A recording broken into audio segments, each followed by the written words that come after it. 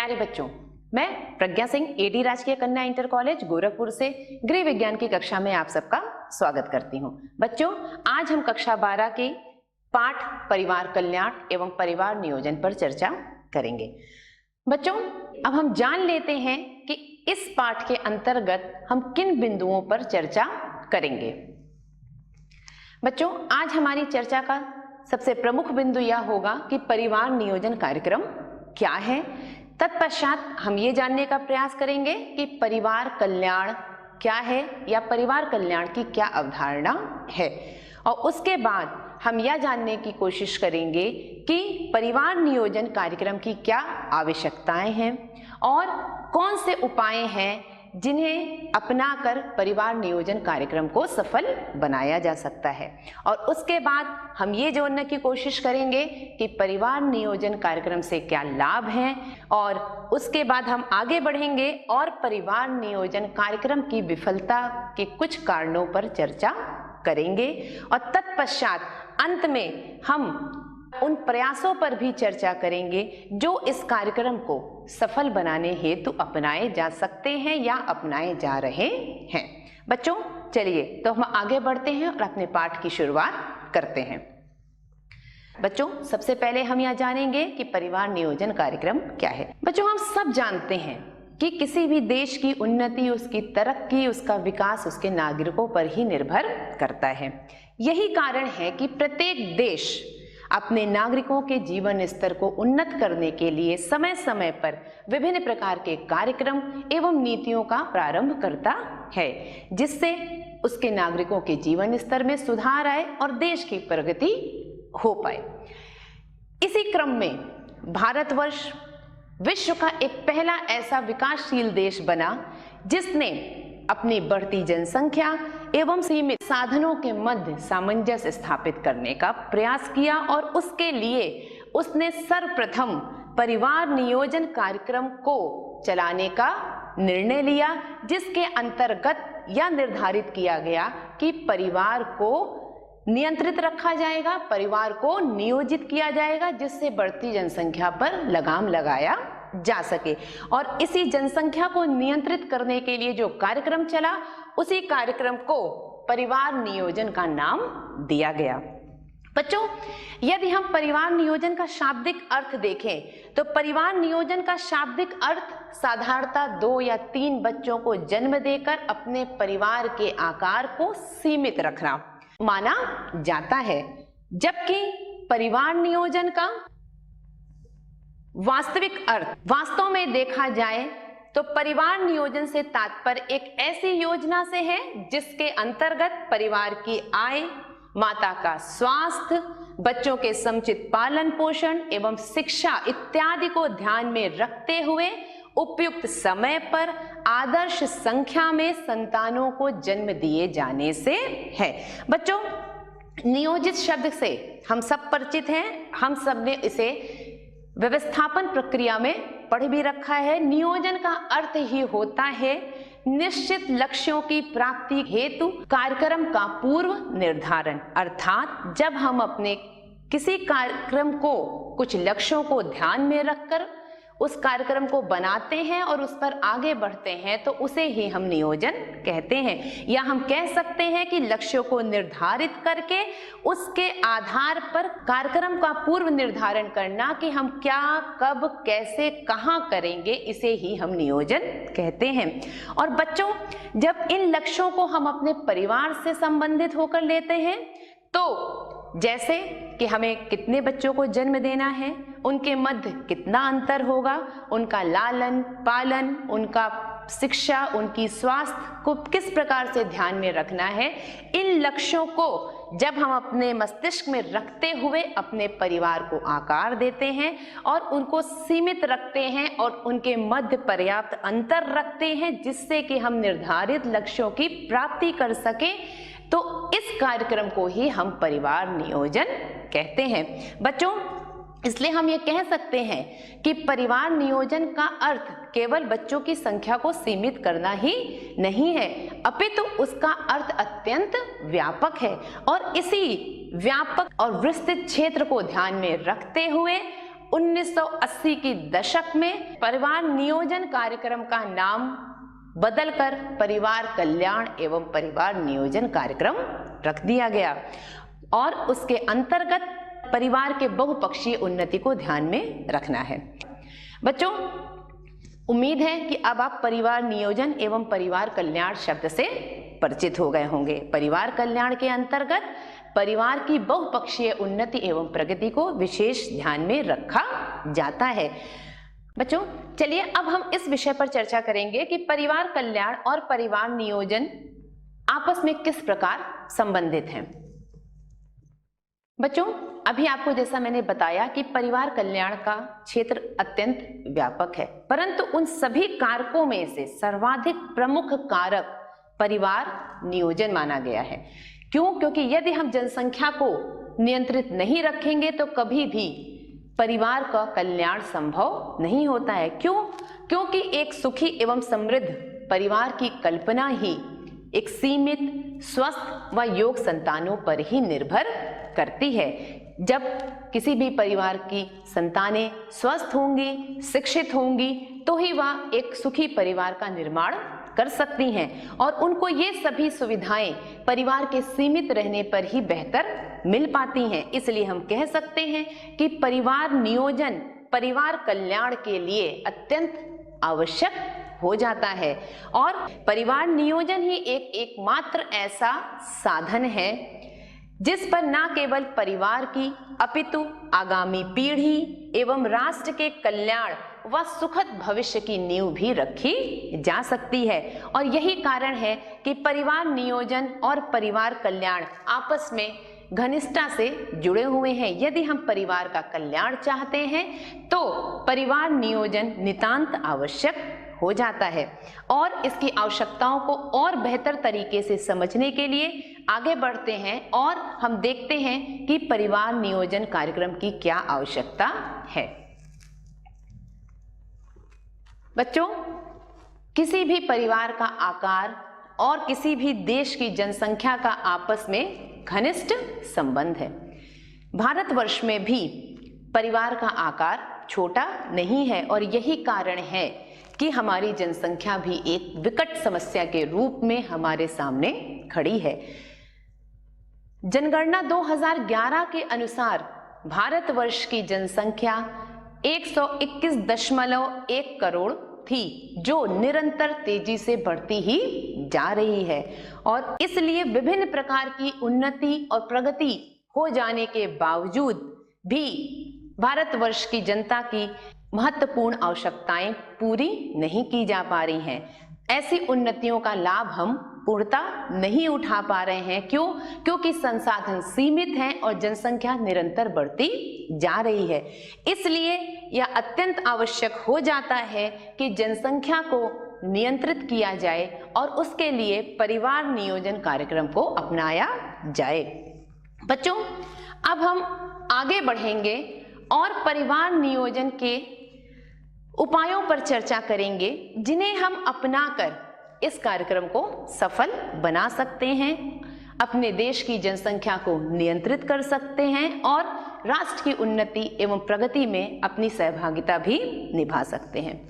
बच्चों, परिवार नियोजन की विधियां या उपाय, कुछ गर्भ निरोधक विधियां होती हैं जिन पर हम चर्चा करेंगे, लेकिन उससे पहले मैं आपको कुछ चीजें याद दिला देना चाहती हूं। जैसे आपने पढ़ा था निषेचन प्रक्रिया एवं भ्रूण का निर्माण। आप सब भली प्रकार से परिचित हैं कि निषेचन प्रक्रिया तब संभव होती है जब महिला के अंडाणु और पुरुष के शुक्राणु आपस में मिलते हैं। इनके मिलने की ही इस प्रक्रिया को हम निषेचन प्रक्रिया कहते हैं और इसी निषेचन प्रक्रिया के फलस्वरूप ही भ्रूण का निर्माण होता है। तो बच्चों, यदि हम किसी भी तरीके से, किसी भी विधि से इस प्रक्रिया को रोक दें, अवरुद्ध कर दें, तो फिर भ्रूण का निर्माण नहीं हो पाएगा और भ्रूण के निर्माण न होने के कारण गर्भधारण की प्रक्रिया भी नहीं होगी। तो यही आधार है इन गर्भ निरोधक विधियों का। इन विधियों में हम किसी न किसी प्रकार से इस निषेचन प्रक्रिया को अवरुद्ध करते हैं। ये विधियां स्थायी भी हो सकती हैं और अस्थायी भी हो सकती हैं। साथ ही साथ यह महिलाओं और पुरुषों के लिए भिन्न भिन्न होती हैं और इन विधियों को अपनाकर हम अपने परिवार के आकार को सीमित भी रख सकते हैं। साथ ही साथ दो बच्चों के मध्य में पर्याप्त अंतर भी रख सकते हैं। तो चलिए अब हम इन उपायों की ओर आगे बढ़ते हैं और इन पर विस्तार से चर्चा करते हैं। बच्चों, सबसे पहले हम चर्चा करेंगे पुरुषों के द्वारा अपनाए जाने वाले उपायों पर। बच्चों, अभी हमने आपको बताया ही था कि ये उपाय दो प्रकार के हो सकते हैं, स्थायी एवं अस्थायी। स्थायी विधियां या स्थायी उपाय व्यक्ति तब अपनाता है जब दंपति यह निर्णय ले लेता है कि उसे अब और संतान नहीं चाहिए या अपने परिवार को अब उसे आगे और नहीं बढ़ाना है। तो ऐसी स्थिति में वह स्थायी विधियों का प्रयोग करता है और इस विधि में, जिसे हम नसबंदी कहते हैं, उस विधि में एक छोटे से ऑपरेशन के माध्यम से पुरुषों की शुक्र वाहिनी को बांध दिया जाता है, उस मार्ग को अवरुद्ध कर दिया जाता है, जिसके कारण शुक्राणु महिलाओं के शरीर में प्रवेश नहीं कर पाते हैं और निषेचन की प्रक्रिया संभव नहीं हो पाती है। यह विधि एक स्थायी विधि है, इसमें एक छोटा सा ऑपरेशन होता है और किसी भी प्रकार की कोई तकलीफ नहीं होती है। दूसरी विधि है अस्थायी विधि।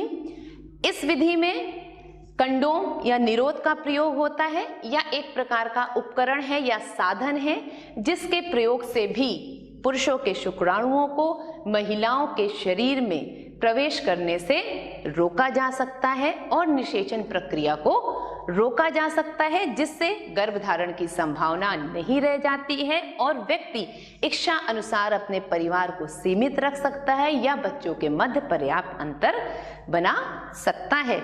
बच्चों, इन विधियों को पुरुष अपनाते हैं। इसके बाद हम चर्चा करेंगे कुछ ऐसी विधियों पर जिनका प्रयोग महिलाएं करती हैं। महिलाओं के लिए विभिन्न प्रकार के उपाय उपलब्ध हैं जिन्हें वे अपनी इच्छा अनुसार एवं आवश्यकता अनुसार चुन सकती हैं। बच्चों, इन विधियों को 4 भागों में बांटा गया है। पहला है भौतिक विधियां, दूसरा है अस्थायी विधि, तीसरा स्थायी विधि, चौथा प्राकृतिक विधि। बच्चों, अब हम इन विधियों पर बारी बारी विस्तार से चर्चा करेंगे। सबसे पहले हम आगे बढ़ते हैं और भौतिक विधियों के बारे में जानते हैं।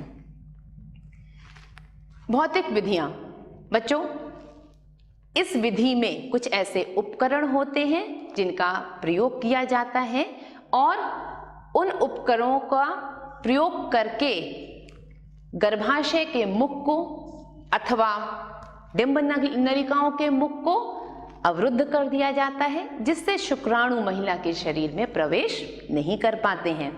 ये कई प्रकार के होते हैं, जैसे लूप, डायाफ्राम, ग्रेविकल कैप इत्यादि। लूप प्लास्टिक का बना होता है, इसका आकार अंग्रेजी के अक्षर टी की भांति होता है और इसे डॉक्टर्स की सहायता से महिला के गर्भाशय में स्थापित कर दिया जाता है, जिसके कारण गर्भधारण की प्रक्रिया संभव नहीं हो पाती। क्योंकि ये मार्ग को अवरुद्ध कर देता है, जिससे शुक्राणु फैलोपियन ट्यूब अथवा डिंब नलिका में उपस्थित अंडाणुओं तक पहुंच नहीं पाते हैं और जब शुक्राणु अंडाणुओं तक नहीं पहुंच पाते हैं तो ऐसी स्थिति में निषेचन की प्रक्रिया संभव नहीं हो पाती है। दूसरी विधि में डायाफ्राम या ग्रेविकल कैप या एक टोपी के आकार का होता है और यह भी एक कारगर उपाय है और इसमें इस रबड़ की टोपी के द्वारा गर्भाशय के मुंह को ढक दिया जाता है, जिसके कारण शुक्राणु गर्भाशय से होते हुए फैलोपियन ट्यूब अथवा डिंब नलिका तक पहुंच नहीं पाते हैं और गर्भधारण की संभावना वहीं पर नष्ट हो जाती है। बच्चों, ये भौतिक विधियां हैं, बहुत ही आसानी से इनका प्रयोग किया जा सकता है। डॉक्टर्स की मदद के द्वारा इन्हें स्त्रियां अस्थायी रूप से अपने शरीर में स्थापित करा लेती हैं और इच्छा अनुसार फिर इन्हें निकलवा भी सकती हैं। आवश्यकता पड़ने पर जब उन्हें अपने परिवार का आकार पुनः बढ़ाना हो तो या उन्हें हटवा सकती हैं और अपने परिवार को आकार दे सकती हैं। बच्चों, इसके बाद हम आगे बढ़ते हैं अस्थायी विधियों पर। अस्थायी विधियां कुछ घंटों या कुछ समय तक ही सक्रिय रहती हैं, जिनके अंतर्गत जेली अथवा क्रीम, झागदार गोलियां, ओरल पिल्स इत्यादि आती हैं। जेली एवं क्रीम यह एक प्रकार की औषधि होती है जो कि ट्यूब में उपलब्ध होती है और इनके प्रयोग से शुक्राणु नष्ट हो जाते हैं।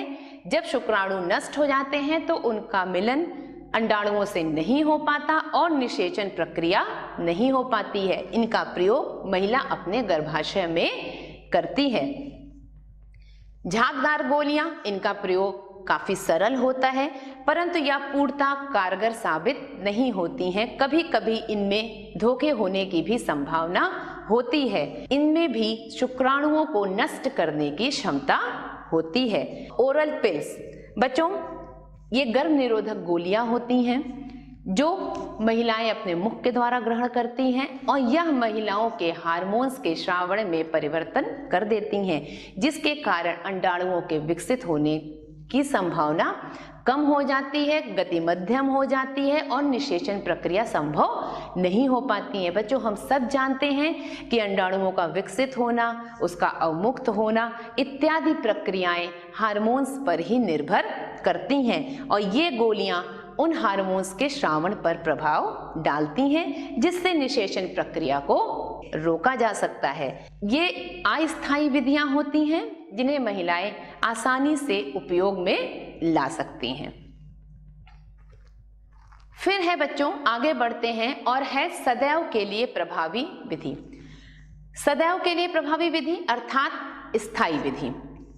अन्य विधियां कुछ घंटों या कुछ समय के तक ही प्रभावित रहती हैं, परंतु यह विधि जो है यह लंबे समय तक या स्थायी होती है और इसका भी प्रयोग दंपति तभी करता है जब वह अपने परिवार को आगे बढ़ाना नहीं चाहता है।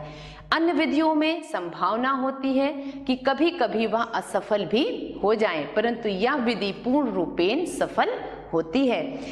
जैसे पुरुषों में नसबंदी का नाम इसे दिया गया था, वैसे ही ठीक स्त्रियों में भी इसे नसबंदी का ही नाम दिया गया है। पुरुषों में उनकी शुक्र वाहिनी को अवरुद्ध कर दिया गया था, जबकि स्त्रियों में उनकी डिंब नलिकाओं को ऑपरेशन के माध्यम से अवरुद्ध कर दिया जाता है, उसे बांध दिया जाता है, जिसके कारण शुक्राणु और अंडाणुओं का मिलन नहीं हो पाता है और निषेचन की प्रक्रिया संभव नहीं होती है।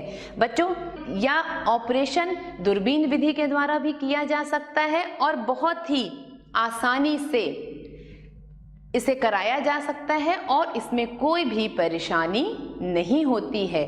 बहुत ही आसान एवं सुविधाजनक विधि है यह, इसका उपयोग करना भी अत्यंत आसान है। ऑपरेशन से डरने की इसमें कोई भी आवश्यकता नहीं होती है। बच्चों, इसके बाद हम चर्चा करेंगे प्राकृतिक विधि। बच्चों, इस विधि में किसी भी उपकरण या साधन का प्रयोग नहीं होता है। यह दिनों की गणना पर आधारित होता है। इसे हम रिदम या सुरक्षित अवधि पद्धति भी कहते हैं। बच्चों, दिनों की गणना पर यह किस प्रकार आधारित होता है? हम सब मासिक चक्र से परिचित हैं कि स्त्रियां प्रत्येक माह एक मासिक चक्र की प्रक्रिया से गुजरती हैं, जो कि 28 दिन की होती है और जिस दिन से मासिक चक्र प्रारंभ होता है उस दिन के लगभग 14वें दिन अंडाणु विकसित होकर अवमुक्त होते हैं और वो अंडाशय से आकर फैलोपियन ट्यूब या डिंब नलिका में आकर स्थापित हो जाते हैं, जहां पर वह अंडाणु 72 घंटों के लिए लगभग जीवित रहता है और इस काल को, इन 72 घंटों को ही उर्वरक काल या उर्वरक अवधि कहते हैं। अर्थात जब यह अंडाणु जीवित है तभी यदि उस समय कोई शुक्राणु आता है और उसका आपस में मिलन होता है तो ही निषेचन की प्रक्रिया संभव होती है। और यदि हम इस काल को या इस काल में बचाव कर लें तो निषेचन की प्रक्रिया संभव नहीं हो पाएगी। क्यों? क्योंकि उसके बाद अंडाणु नष्ट हो जाता है और वह निषेचन के योग्य नहीं रह जाता है। इसलिए महिलाओं को इस प्रकार शिक्षा दी जाती है कि वह डिंब क्षरण के समय उनमें होने वाले परिवर्तनों को ध्यान में रखें और इन दिनों में विशेष सुरक्षा रखें, जिससे इस अवधि में निषेचन की प्रक्रिया संभव ना हो। बच्चों, यह प्राकृतिक विधि है, इसमें किसी भी प्रकार के उपकरण या साधन का उपयोग नहीं होता है, परंतु विशेष ध्यान रखना चाहिए कि दिनों की गणना सही होनी चाहिए, तभी आप इस विधि को सही तरीके से अपना सकते हैं।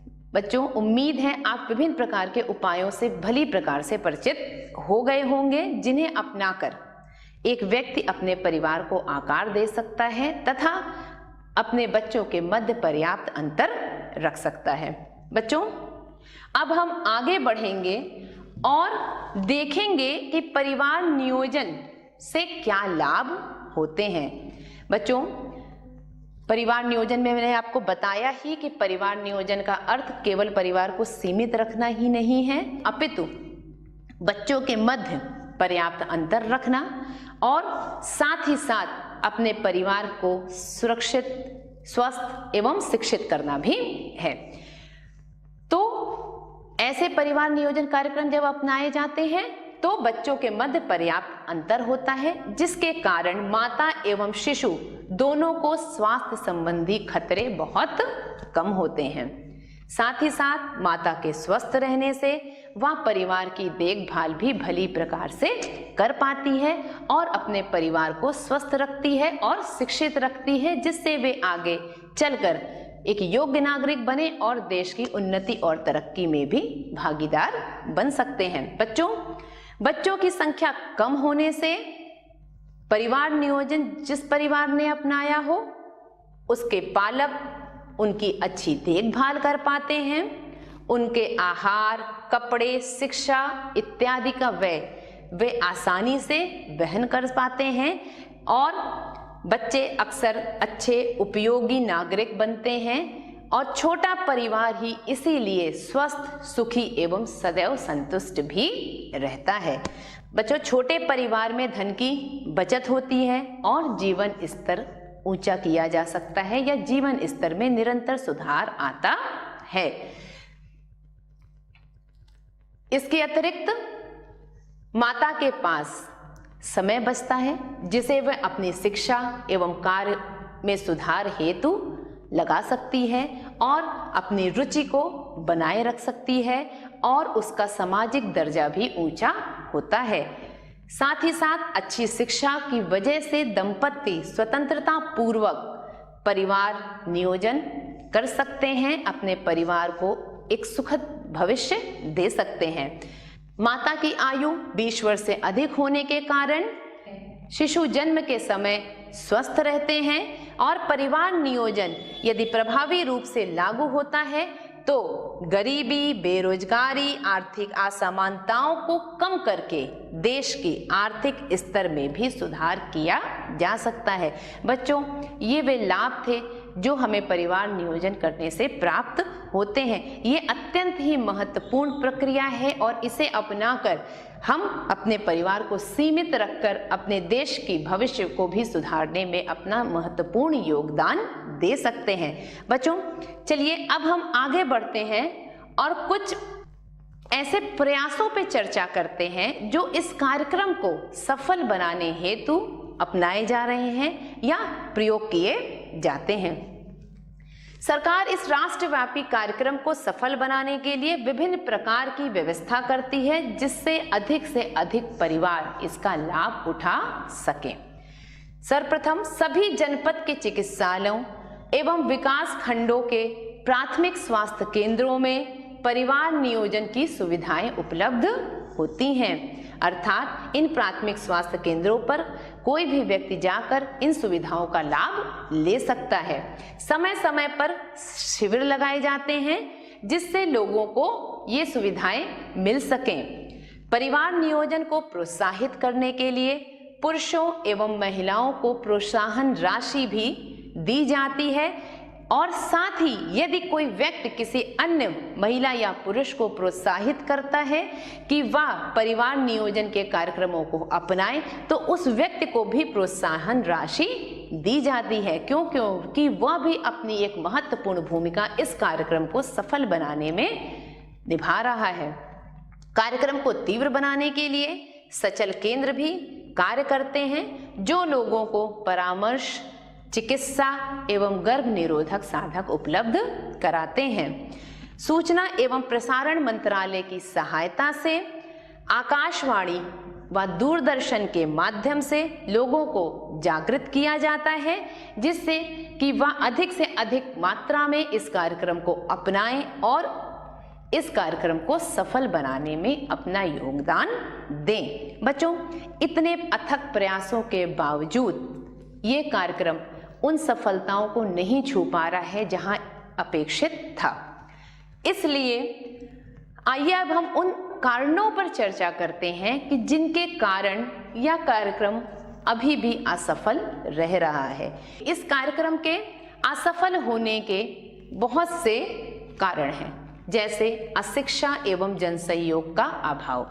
अभी भी भारतवर्ष में बड़ी जनसंख्या में लोग अशिक्षित हैं, जिसके कारण वह पूरा सहयोग इस कार्यक्रम में नहीं दे रहे हैं। पर्याप्त 100% अचूक उपायों का उपलब्ध ना होना।